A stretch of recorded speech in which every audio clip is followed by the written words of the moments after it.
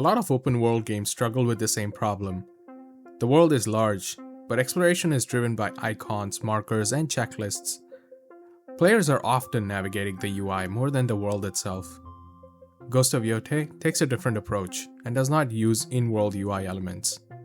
It is an open-world samurai combat game.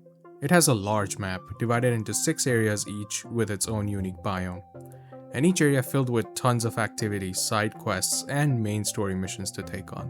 Progression is mainly driven by exploration in this game, and the player is free to go almost anywhere they want from the beginning without relying too much on in-world UI elements. So how does the game do that and make exploration fun and engaging in this game? The first reason the open world works so well is because the world is designed to generate curiosity at scale. There are several points of interest in the world that stand out from the rest of the environment. A smoke in the distance, a torii gate, a unique looking red tree in the distance.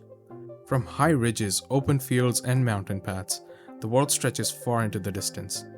Ghost of Yōtei consistently gives the player broad visibility across the landscape to make them curious about points of interest from afar. And that starts with deliberately designing long sightlines. Long sightlines allow the player to begin asking questions. What's that smoke?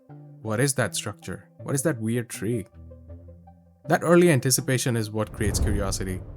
The destination starts living in the player's mind before it becomes a gameplay objective. This is something games like the recent Legend of Zelda games do extremely well. The world constantly lets the player see far enough to become curious about what lies ahead. But the Ghost games generate curiosity in more than one way. Movement is the best way to get a player's attention in-game, and Ghost games use wildlife and vegetation to indicate activities of interest in the world. Follow a random fox and it will lead you to an Inari shrine. Follow a random wolf and it will lead you to a wolf den. The other thing that strengthens curiosity is how distinct each major region feels. The world is structured around several large areas, each with strong seasonal and visual identity. One region opens up with vibrant summer grasslands. Another region leans into deep reds and red autumn tones, with demonic visual motifs and enemy presence. A later northern area shifts into snow and harsher environmental conditions. Each region feels emotionally different even before the player engages with its content. They're moving towards spaces that match what atmosphere they emotionally want to experience. Now that the player has decided where they want to go or what piece of curiosity they want to pursue next, how does the game guide them there? Your only navigational tool as a player is a map. In most open world games, placing a marker means an objective icon appears on screen, a necessary UI element in a densely populated world that easily breaks immersion. Rather than using conventional in-world UI elements like a minimap or compass, Yotei builds guidance directly into the world. Placing a marker on the map activates the wind, which flows in the direction of the marker. Instead of an arrow, grass bends, branches sway, and leaves sweep across the ground in the direction of the wind. The environment comes alive and physically points the player in the right direction. And it's not just the wind, but even wildlife and vegetation become navigation systems. A yellow canary bird will lead the player towards a nearby activity. Different tree silhouettes and leaf colors signal specific types of content. Over time, the player learns to read the environment itself. The world becomes the interface. Ghost games transform the need for guidance into a visual reward. This design ideology is replicated throughout the game. If the game can do away with a UI element and replace it with a diegetic or in-world way of doing the thing, it does it. Even the simple act of navigation feels rewarding. What makes this exploration loop work is how often player curiosity gets rewarded. The game constantly rewards the player for giving into their curiosity when they decide to pursue it. In many games, vistas are milestone rewards. Complete a mission, finish a climb, solve a traversal challenge. Then the game gives you a carefully framed wide shot. Games like Tomb Raider and Uncharted 4 use this structure really well. But Yotei distributes these moments throughout the world in abundance. Every few minutes, the player is rewarded with another breathtaking composition. A cherry blossom field, a frozen lake, a shrine framed by trees. The world itself becomes the reward. Now that the players have reached their destination, it's time to engage with the activity itself. This could be a side quest thread, a shrine climb, a sumie painting, a wolf den. The important thing is that this activity generally does not take more than a few minutes to complete. Almost everything that the player does in this world is broken into digestible bite-sized chunks. This is an important reason as to why the open world continues feeling good and curiosity stays alive. It's well-crafted gameplay pacing. That's because open world fatigue often happens when every interaction asks for too much time.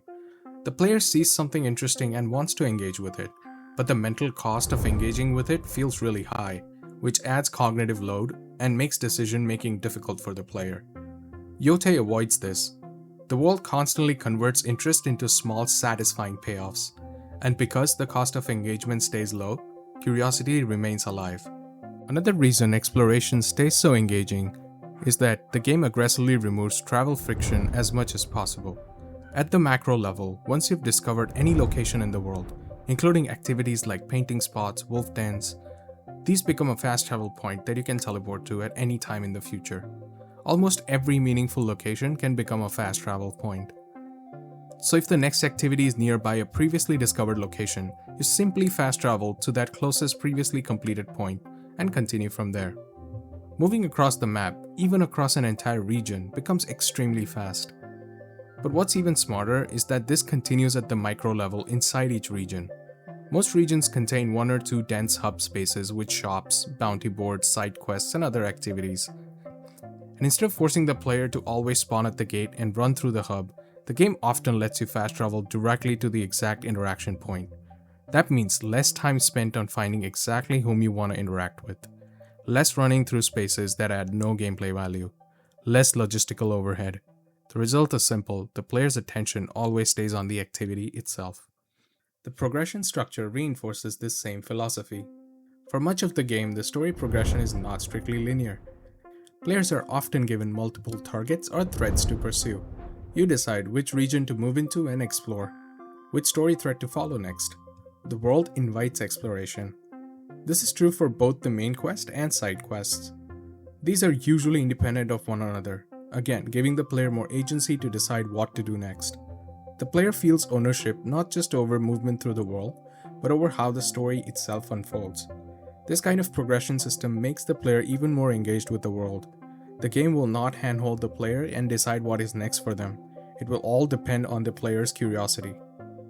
And tying all of this together in the world is Mount Yotei itself. This mountain is visible from several different parts of the world. This gives the entire map a persistent spatial anchor. The player always knows where they are in relation to something larger. Unlike worlds that can begin to feel segmented by biome transitions, Yotei always feels connected, because the mountain ties everything together. So, to summarize, great open world design is not about map size, or packing the map with a lot of activities to do. It is about giving players a reason to be in and explore the world. Ghost of Yōtei succeeds because every system supports the same core idea: preserve player agency, let players follow curiosity, and handsomely reward that curiosity. And this is how player stops following icons and starts following the world.